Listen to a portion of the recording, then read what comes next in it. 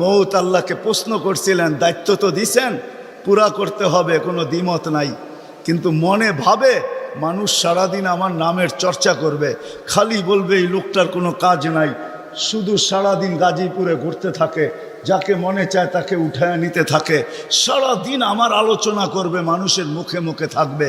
তো আল্লাহ প্রতি উত্তরে বলছিলেন, সাআজআলু লিল মাউতি সাবাবা, আমরা মৃত্যুর কারণ বানায় দিব। ইয়াযকুরু সাবাব ওয়া ইয়ানসাক, মানুষ কারণ নিয়ে আলোচনা করবে, তোমার নাম ভুলেও নিবে না।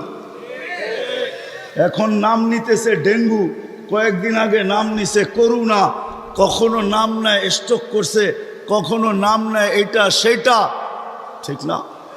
হ্যাঁ, আরেকটা কারণও আছে। শুধু নবীজির দিকে তাকায়, এই উম্মতের জন্য আল্লাহ এটা করছেন, এই উম্মতের জন্য। এই উম্মতকে আল্লাহ আখেরাতে শাস্তি দিতে চান না।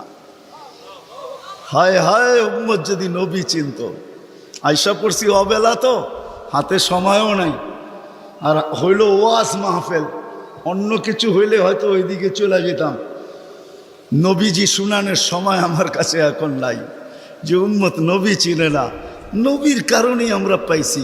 এই উম্মতকে শাস্তি আল্লাহ আখেরাতে ইনশাআল্লাহ দিবে না। হ্যাঁ হ্যাঁ।